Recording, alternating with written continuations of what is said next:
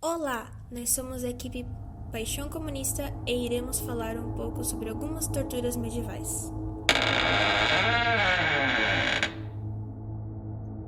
A Dama de Ferro. A Dama de Ferro, ou também conhecida como Virgem de Ferro ou Virgem Maria, é um instrumento de tortura que foi muito utilizado na Idade Medieval.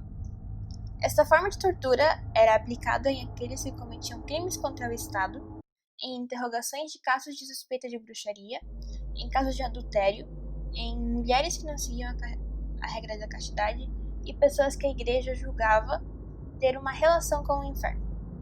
O instrumento tinha formato de sarcófago, com a cara de uma mulher no lado de fora.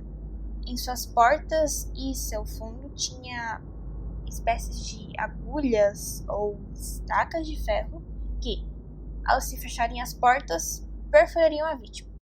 Estes objetos perfuradores eram colocados em lugares onde não atingiriam órgãos internos. Algumas versões do instrumento possuíam orifícios nas paredes para se introduzirem outros objetos com o intuito de causar mais dor à vítima. Este instrumento poderia ser usado tanto na vertical, onde a pessoa era inserida de pé, dentro, ou na horizontal.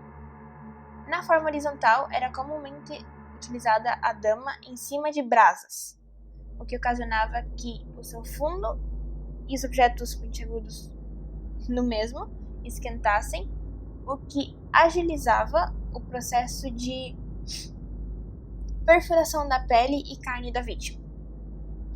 A dama mais conhecida é a Dama de Nuremberg, que ela foi criada na Alemanha no século XV e ela teve o intuito de recriar instrumentos passados. Tristemente, ela foi destruída em um ataque que teve à cidade. As vítimas da Dama de Ferro, elas morriam pela dor, muitas vezes, pela perda de sangue que ocasionava, ou muitas vezes elas morriam quando o torturador introduzia algum outro objeto cortante pelos orifícios e causava algum machucado em algum órgão interno ou acidentalmente matava a vítima de uma só vez. O empalamento era um método muito utilizado pelo conde Vlad III, da província romena Valáquia. Envolvia inserir uma estaca no ânus do prisioneiro, atravessando seu corpo até a morte.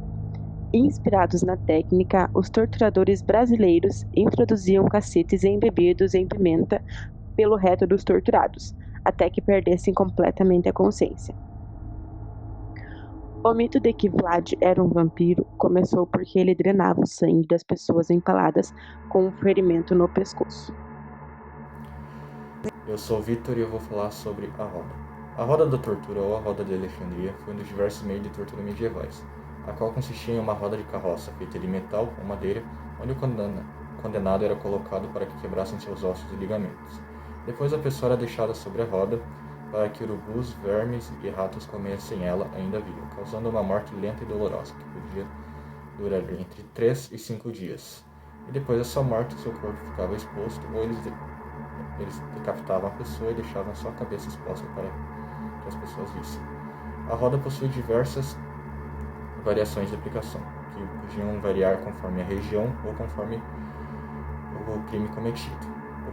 As principais formas de aplicações eram: o condenado era preso pelas mãos e tornozelos em uma roda, que ia os esticando e quebrando conforme a vontade do carrasco, ou o condenado era preso ao solo e o carrasco com uma marreta quebrava seus braços e pernas diversas vezes, e depois prendia a pessoa à roda.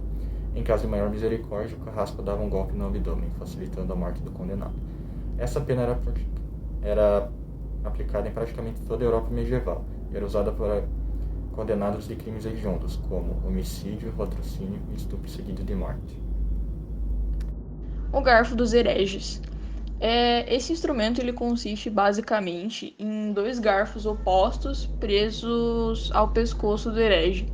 As pontas elas penetravam a carne por baixo do queixo e por cima das clavículas. Isso fazia com que ela não afetasse nenhum ponto vital, evitando assim a morte e prolongando o sofrimento. Ele foi um instrumento muito utilizado, principalmente na Idade Média, na Inquisição Espanhola. E também conhecido como garfo medieval, como eu já disse antes, ele era caracterizado por possuir duas extremidades opostas, bastante afiadas, que eram presas ao pescoço do herege e que faziam com que o torturado não pudesse abaixar a cabeça. Caso contrário, o garfo ele perfuraria o peito e a garganta. E devido ao cansaço de sustentar o objeto por horas, as vítimas elas acabavam cedendo o peso da cabeça e o garfo perfurava o corpo eventualmente. Olá, eu sou o Danilo e vim falar um pouco sobre o esmaga-cabeças. O esmaga-cabeças ele vem da Idade Média e eu vou explicar como ele funciona agora. Primeiro colocava-se o queixo da vítima na barra inferior e o capacete era empurrado para baixo, como um parafuso.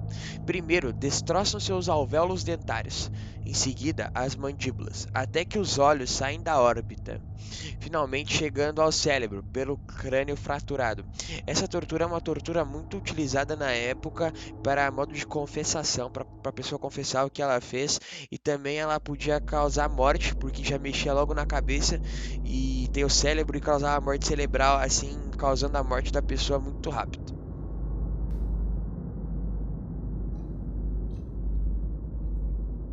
A manivela dos intestinos. Usada em pessoas acusadas de heresia, a manivela de intestinos, ou mesa de evisceração, foi um método de tortura usado na Idade Média.